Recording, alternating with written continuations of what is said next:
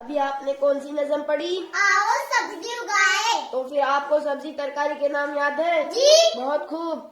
क्या आप बता सकते हो यह सब्जी तरकारी कहाँ कहाँ उगती है?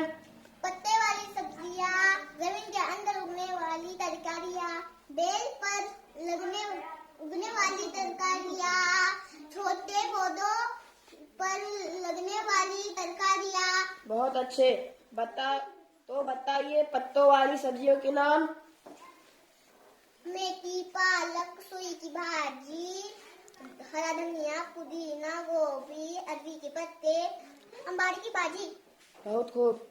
जमीन के अंदर उगने वाली तरकारियों के नाम बताओ। गाजर, मूली, अदरक, लहसुन, प्याज, शलजम, शकरकंद, आलू। पर कौन कौन सी तरकारियाँ उगती है? गोल कद्दू, लंबा कद्दू, करेला, तुरई, खीरा, कद्दू,